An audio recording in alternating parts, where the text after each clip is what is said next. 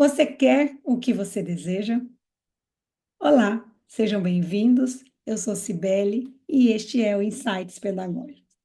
Essa pergunta é boa, né? Ela é título de um livro do George Forbes. Me lembro quando eu li, fiquei, nossa, nunca tinha pensado nisso. Eu quero o que eu desejo? Como assim? Vou dar um exemplo para vocês. Suponhamos que eu queira passar num concurso para professor universitário, eu fiz meu mestrado e doutorado naquela área para eu ser professora universitária. E agora saiu um edital. Tenho 2 meses para me preparar, estudar, tem lá 10 temas que eu preciso preparar as aulas. E eu trabalho no outro serviço, eu preciso achar tempo para deixar tudo preparado e estudar.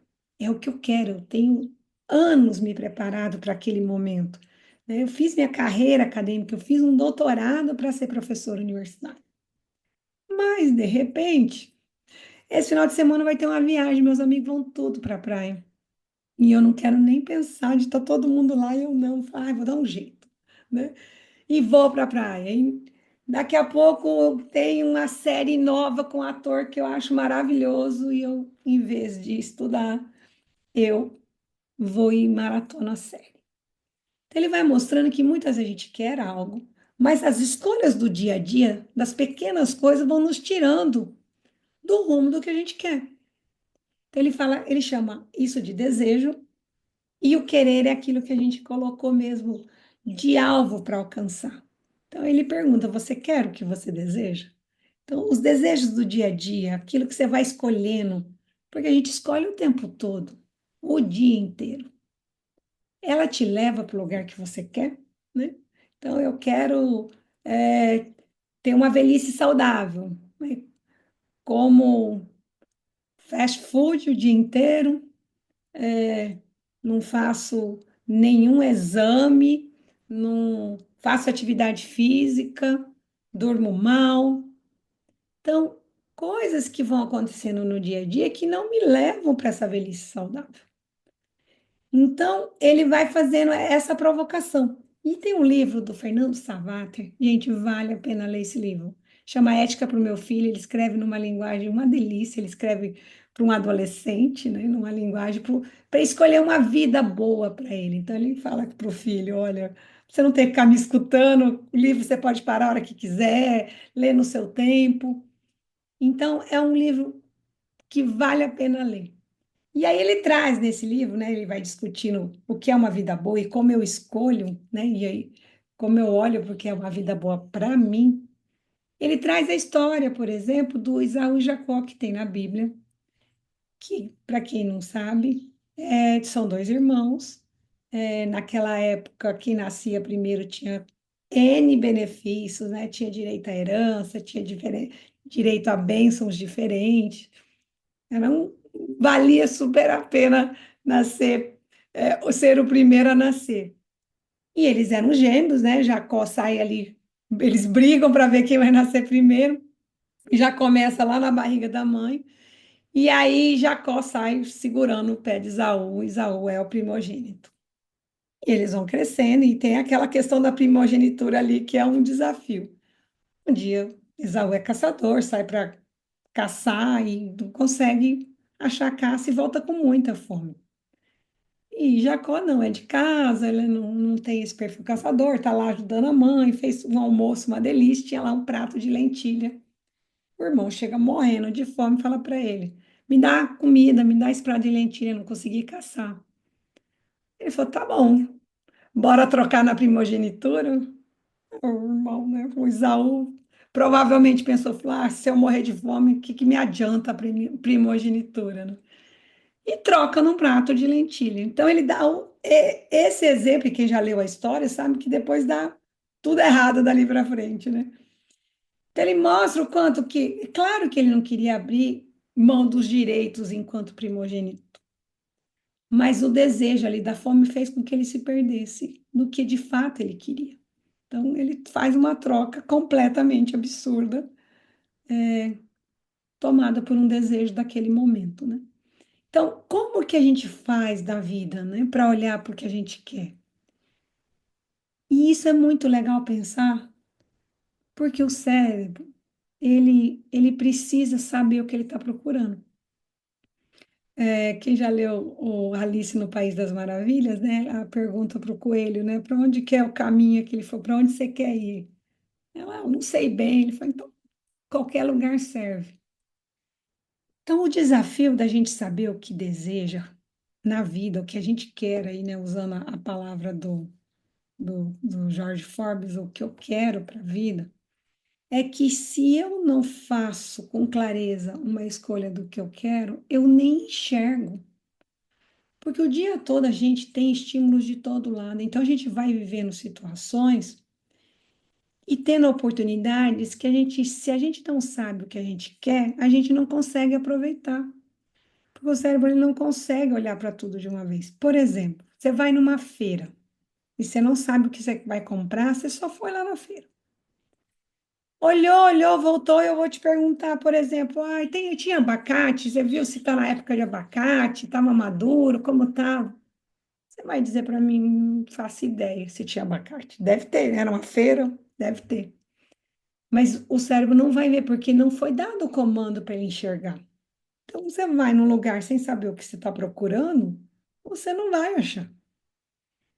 E se você trouxer qualquer outra coisa, você nem sabe o que fazer com aquilo, né? Você vai lá e traz alface, você não sabia o que você estava querendo, você faz o que com a alface agora, né?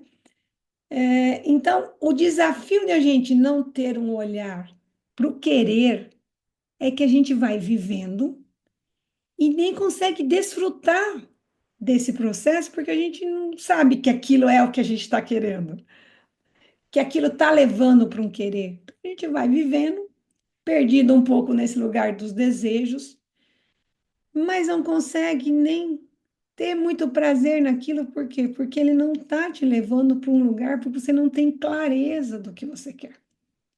Então, o querer não seria um lugar de engessar, né, para você não fazer mais nada da vida, não, porque eu quero isso, eu vou abrir mão de tudo, o resto não é. É, inclusive, dá chance de você experimentar a própria vida, porque você só vai enxergar se você souber o que você está procurando. Quem já comprou um carro e que voltou, na hora que saiu da concessionária, parecia que todos os carros da rua eram o mesmo, que você falou, ué, todo mundo teve a mesma ideia? O nosso cérebro, ele tem viés cognitivo, né? Então, ele vai ver com uma frequência algo que você nem é real, né? Então, não tem só aquele carro na rua. Mas a partir do momento que você escolhe enxergar, né? Você escolhe um carro, ele vai passar a enxergar os iguais. Então, se você não tiver um querer claro, você não enxerga. Você precisa ter a clareza do querer para ir vendo a oportunidade, vendo os caminhos se constituírem, porque é aquilo que faz com que você perceba o externo.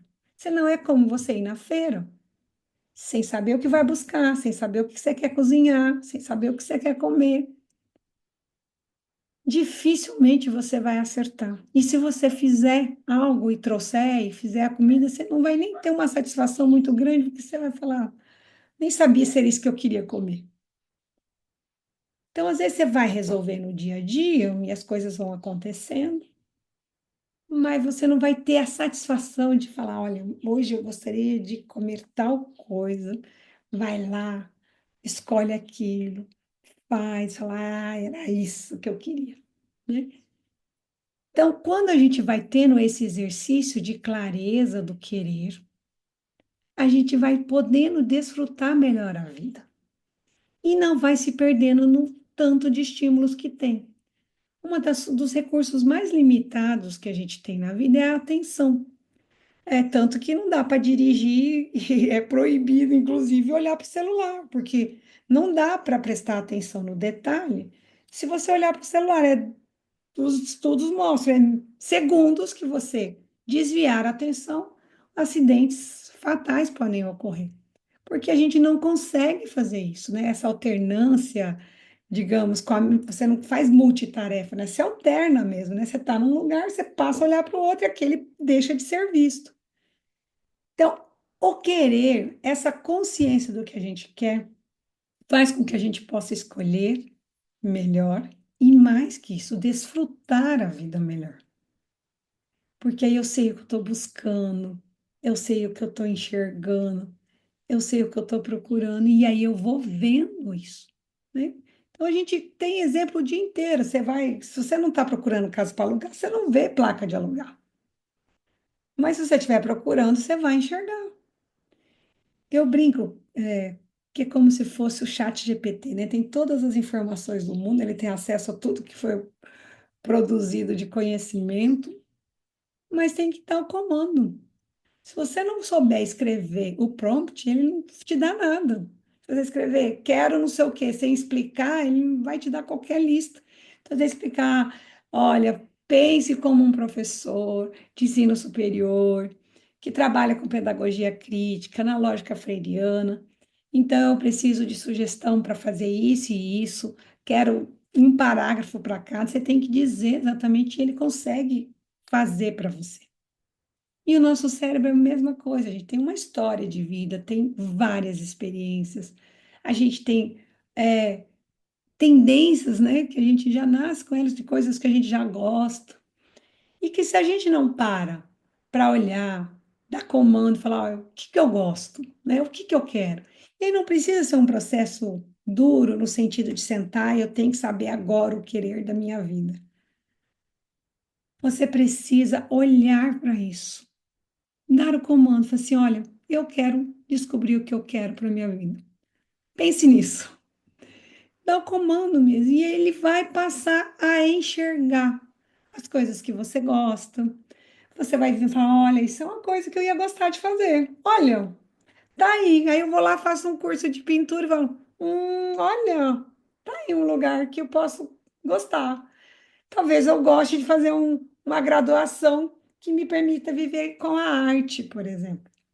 Então, eu vou descobrindo o querer num lugar também de dar esse comando. Eu quero descobrir o que eu quero descobrir o que eu gosto. E para isso eu preciso ter um tempo de conversa comigo. Eu tenho que gastar tempo nessa descoberta. Então não é algo que às vezes as pessoas falam, mas eu não sei o que eu quero, eu não tenho. Tá tudo bem. Mas você precisa dizer para o cérebro em algum momento: olha, a gente vai descobrindo o que a gente quer na vida, a gente vai descobrindo o que a gente gosta, de como a gente quer viver, do que nos dá prazer. Lembra que a gente é dois, né? Então eu vou dar esse comando e ele vai começar a enxergar, a ver. E aí agora vem o último desafio, que é a familiaridade, né? Quem já fez alguma produção acadêmica na vida sabe o desafio que é. Você já fez uma dissertação, uma tese, chega uma hora que você lê o que está no cérebro, você não lê mais no papel, nem você, nem seu orientador. Você acha que já está tudo ali claro, perfeito, já está bom para entregar.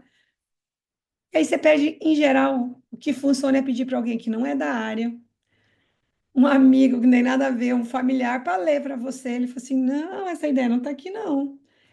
Aqui, o que você quer dizer com isso aqui? Porque você vai familiarizando e você não vai mais enxergando o que está ali, você enxerga o que você produziu na cabeça.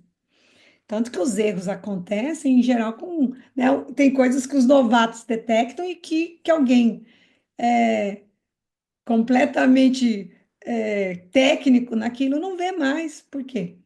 Porque aquilo se familiariza. Então, o nosso cérebro tem um processo de psicoadaptação. Eu não consigo enxergar tudo o tempo todo. Ele tem que, algumas coisas, ele precisa dizer: ó, isso aqui nós já entendemos que funciona, vamos guardar aqui já funcionando. Então, com o tempo, a gente vai se familiarizando com a gente, com a vida que a gente tem, e a gente não vai enxergando mais. Então, a gente precisa se estranhar e olhar para a gente e falar: quem é você? Me apresente, né? Do que a gente gosta, né? O que a gente quer? De ter tempo para entrar em contato com o processo de descoberta, de experimentação de coisas novas. Isso acontece muito, a hora que você se propõe a fazer uma coisa diferente do que você sempre faz, ele te mostra lugares que você não tinha percebido, porque você sai desse lugar de familiaridade. Então, ao mesmo tempo que você tem que fazer um exercício de ter clareza do que quer, para você poder experimentar a vida, para que ele te dê esse foco, para que você olhe, inclusive com alegria, com o caminho que você vai percorrendo, para que você não se perca em desejos e vá construindo naquele caminho do querer e a satisfação que isso vai trazendo. Ao mesmo tempo, com o tempo, você vai se familiarizando e de repente você não enxerga mais nada. E aí você tem que ir se estranhando, estranhando o que você vai vivendo, perguntando. Então, é uma grande brincadeira, né? Então, você vai olhando para o querer para poder escolher, decidindo, escolhendo a melhor vida para você, e um querer que pode ser completamente mutável, que não é engessável. E ao mesmo tempo vai se estranhando para você poder sempre ter prazer na vida. Poder olhar para aquilo e falar: olha, eu não tinha visto isso, para você não ir entrando num automático que vai levando para um lugar de desgaste mesmo, né? Chega uma hora e fala assim: a vida é isso, né? Trabalha 8 horas, chega, deita e dorme. Não, tem coisas, durante essas 8 horas, tiveram N coisas que poderiam te encantar, mas você não está mais presente. Por quê? Porque a gente vai se familiarizando. Então, eu preciso voltar a enxergar. Então, eu preciso fazer uma aproximação e um distanciamento o tempo todo. Então, aí trazendo Manuel de Barros, nosso poeta, né, que diz: só é real o que eu invento. Aliás, pensa numa coisa bacana de fazer. Tem um documentário, que é um documentário em poesia, tá aí no YouTube. Chama Só 10% é Mentira. Vale super a pena, porque ele provoca exatamente esse lugar de ver diferente, né? Ele brinca, por exemplo, que a cadeira gostaria de ser vista não só como lugar para sentar, ela quer ser vista de outro jeito, ela pede, as coisas pedem para os humanos olharem para elas, assim, não precisa me ver só como uma cadeira, eu posso ser mais, né? É muito bacana a provocação da poesia do Manuel de Barros, e esse documentário traz isso muito forte. Então, o convite, pensando no nosso cérebro, como ele funciona, é de que a gente gaste tempo olhando para o que a gente quer, escolhendo o que a gente quer, de forma leve, olhando, perguntando, dando comando, pensando assim, é uma inteligência artificial, né? Um chat GPT, e eu preciso aprender o comando. Olha, a gente vai olhar para isso, a gente quer descobrir o que a gente gosta, a gente vai prestar atenção no que a gente vai trazendo no dia a dia, se a gente está indo para o lado que a gente quer ou não. Ou seja, eu vou fazer isso, dar esse comando para o meu cérebro começar a enxergar e ir gastando tempo nesse lugar e não se perder nos desejos, e eu poder desfrutar desse caminho rumo ao que eu quero, e ao mesmo tempo eu vou trazendo lugares de estranhamento para que eu não caia num viés cognitivo de erro da familiarização, onde eu já vejo, né, a constelação e não mais as estrelas de forma individual. Então eu olho o todo, né, enxergo, parece que está bom, mas às vezes alguém olhando pela primeira vez pode se encantar, pode ver equívocos que podem ser melhorados. Então, de a gente ir para esse lugar de novato, né? De olhar para a vida de novo e falar: oh, 50 anos, né? Vamos olhar de outro jeito isso aqui, vamos perceber, vamos renomear isso. Então, essa é a brincadeira que eu proponho para vocês fazerem todos os dias, gastar um tempinho fazendo isso, que faz muita diferença. Essa atenção, que é ela que permite com que a vida vá ganhando sentido, porque aí eu vou tendo clareza do que eu quero, escolhendo o melhor, tendo uma vida melhor e, ao mesmo tempo, tendo a chance de reinventá-la.